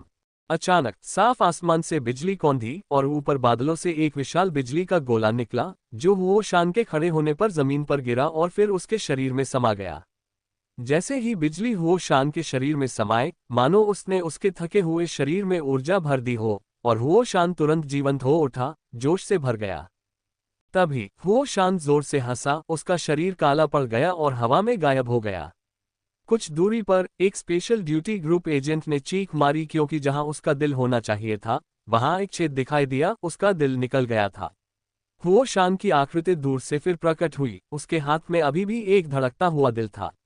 उसने जोर से दबाया, दिल कुचल गया, जबकि वह बेरहम एजेंट चीखा और जमीन पर गिरकर मर गया। हुओ शान के अचानक हमले ने उसे घेर रहे एक बड़े दुश्मन का खात्मा कर दिया था। हालांकि इससे पहले कि वह अपनी रणनीति दोहरा पाता, डुआन होंगे अचानक अपनी जगह से गायब हो गई और फिर हुओ शान के पास आकर अपनी लंबी तलवार उस पर तान दी। हुओ शान की कलाई फड़की और उसके हाथ में तलवार आ गई। उसने तलवार का इस्तेमाल लंबी तलवार के हमले को रोकने के लिए किया और फिर एक जोरदार पलटवार किया। जैसे ही डुआन होंगे और हुओ शान ने औपचारिक रूप से अपनी लड़ाई शुरू की, उनके चारों ओर ऊर्जा का एक भयानक विस्फोट हुआ, मानो फटते हुए गोले हों, जिससे एक अत्यंत प्रचंड शक्ति का प्रदर्शन हुआ। दो देव स्तरीय विशेषज्ञों के बीच युद्ध ने आकाश और पृथ्वी को तहस नहस कर दिया, और डुआन होंगे के सहयोगी हस्तक्षेप करने में असमर्थ थे। वे केवल उत्सुकता से दोनों के बीच जीवन मरण के संघर्ष का अनुसरण कर रहे थे, एक पल के लिए भी अपना ध्यान हटाने की हिम्मत नहीं जुटा पा रहे थे। दोनों ने तेजी से मुक्का मारा और अचानक वे दोनों गायब हो गए, फिर कुछ दूर फिर से प्रकट हुए, जिससे एक बहुत ही भयावह दृश्य बन गया। अचानक हुओ शान ने एक अजीब सी चीख निकालते हुए कलाबाजी की और पहाड़ों में शहर के प्रवेश द्वार पर स्थित गुफा में कूद गया, और डुआन होंगे उसके पीछे पीछे दौड़ रहा था। सभी को गुफा से गूंजती उनकी लड़ाई की भयंकर आवाजें ही सुनाई दे रही थीं, लेकिन वे अंदर की लड़ाई का विशिष्ट दृश्य नहीं देख पा रहे थे। हुओ शान और डुआन होंगे के नजरों से ओझल होने के बाद ही यान फेई ने अपनी नजरें हटाईं और अपनी स्थिति पर विचार करने लगा। डुआन होंगे द्वारा अपने सबसे खतरनाक पल में बचाए जाने का मतलब यह नहीं था कि वह अब सुरक्षित है। हालांकि चीन की विशेष ड्यूटी यूनिट भी हुओ शान को मारने के लिए वहां मौजूद थी, लेकिन इसका मतलब यह नहीं था कि वे यान फेई के पक्ष में थे। यह संभव था कि हुओ शान को मारने के बाद वे तुरंत यान फेई पर हमला कर दें। डुआन होंगे में स्पष्ट रूप से न्याय की गहरी भावना थी, और एक बार जब उसे पता चला कि यान फेई ने पहाड़ी शहर में सभी को, महिलाओं और बच्चों सहित, मार डाला है, तो वह यान फेई को मौत के घाट उतारने के लिए बाध्य हो सकती थी। और अगर वो शान जीत जाती तो वह निश्चित रूप से यान फेई को भी नहीं छोड़ता। इसलिए चाहे कोई भी जीते, यान फेई निश्चित मृत्यु की ओर अग्रसर था। उसे स्थिति पर नियंत्रण पाने के लिए पहले से ही कदम उठाने थे। ड्रोन दूर से ही गंभीर क्षति के कारण नहीं, बल्कि एक पंख के कट जाने से संतुलन बिगड़ने के कारण दुर्घटनाग्रस्त हुआ था, और वह नर्म रेत पर गिरा था। इसलिए ड्रोन को ज्यादा नुकसान नहीं हुआ, कम से कम उसके मुख्य भाग को कोई गंभीर नुकसान नहीं हुआ। और यान फेई के नियंत्रण में एक पंख न होने पर भी ड्रोन आकाश में उड़ सकता था, क्योंकि उसमें एक और असाधारण क्षमता थी, मंडराना। इसलिए जब बाकी सब हुओ शान और डुआन होंगे के बीच की लड़ाई पर ध्यान केंद्रित कर रहे थे, यान फेई ने चुपचाप दूर से गिरे हुए ड्रोन को अपने नियंत्रण में ले लिया। ड्रोन की मदराती क्षमता का इस्तेमाल करके वापस आसमान में उड़ गया और फिर धीरे धीरे जमीन पर यान फेई के पास पहुंचा। डुआन होंगे और हुओ शान एक बड़ी लड़ाई में उलझे हुए थे, इसलिए यान फेई की तरफ से हो रही असामान्य स्थिति पर किसी का ध्यान नहीं था। ड्रोन चुपचाप लेटे हुए यान फेई के पास पहुंचा और वापस जमीन पर उतर गया।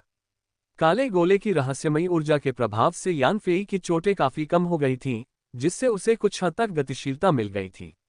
बड़ी मेहनत से दोनों हाथों और पैरों का इस्तेमाल करके वह आखिरकार ड्रोन के कॉकपिट में चढ़ने में कामयाब हो गया। यान फेई के ड्रोन कॉकपिट के अंदर पहुंचते ही और कॉकपिट का दरवाजा बंद होते ही ड्रोन ने फिर से उड़ान भरी और जमीन से 200 मीटर ऊपर मंडराने लगा। तभी यान फेई को फिर से सुरक्षा का एहसास होने लगा। हालांकि एक पंख के कट जाने के कारण ड्रोन अपनी गतिशीलता खो चुका था और अब पहले की तरह आजादी से नहीं उड़ सकता था। हुओ शान शक्तिशाली था और अगर उसने डुआन होंगे को हरा दिया और उसे पता चला कि यान फेई की वजह से ही उसके संप्रदाय को विध्वंसक ने नष्ट किया है, तो वह यान फेई को पूरी तरह से खत्म करने के लिए चीन जा सकता था। उस समय यान फेई की मृत्यु अवश्यंभावी थी, लेकिन अब डुआन होंगे के नेतृत्व में यान फेई के पास उसके साथ गठबंधन करने का विकल्प था। यह एकजुट होकर हुओ शान को सामूहिक रूप से खत्म करने का सबसे अच्छा समय था, वरना हुओ शान के भाग जाने के बाद यान फेई की स्थिति बहुत गंभीर हो जाती। अगर वह हुओ शान को छोड़कर हत्यारे संप्रदाय के सभी सदस्यों को मार भी देता, तो भी हुओ शान उन सभी को मिलाकर भी उससे कहीं ज्यादा खतरा था। इसलिए अपनी रक्षा के लिए यान फेई ने वह इलाका नहीं छोड़ा था, उसे वहीं हुओ शान को मारना पड़ा। डुआन होंगे और हुओ शान पहाड़ों में शहर के प्रवेश द्वार पर स्थित गुफा के भीतर भीषण युद्ध में थे। गुफा जोरदार धमाकों से गूंज रही थी और यह एक रहस्य था कि उन्होंने ऐसा कैसे किया। अचानक यान फेई ने एक जबरदस्त आवाज सुनी, विशाल गुफा का प्रवेश द्वार ढह गया और ढेर सारे पत्थर नीचे गिर पड़े, जिससे गुफा पूरी तरह से बंद हो गई। जैसे ही गुफा ढही, पूरा पहाड़ ऐसे हिल गया मानो कोई तेज भूकंप आया हो। गुफा के ढहने से धूल के जमने के बाद डुआन होंगे और हुओ शान की लड़ाई की आवाजें थम गईं। जैसे ही सब घबरा गए, ये समझ नहीं पा रहे थे कि अंदर के लोग सुरक्षित हैं या नहीं, कौन जीता या कौन हारा, एक लंबी गर्जना सुनाई दी और दोनों लड़ाके प्रवेश द्वार के पास एक छोटी सी गुफा से बाहर निकल आए। दोनों कीचड़ और रेत से सने हुए थे, बेहद अस्त व्यस्त दिख रहे थे। जैसे ही वे गुफा की सीमा से बाहर निकले, उन्होंने अपने मुंह और नाक से हाथ हटा लिए और ताज़ी हवा में गहरी सांस लेने लगे। गुफा में प्रवेश करने के बाद उन्हें पता चला कि वह जहरीली गैस से भरी हुई थी।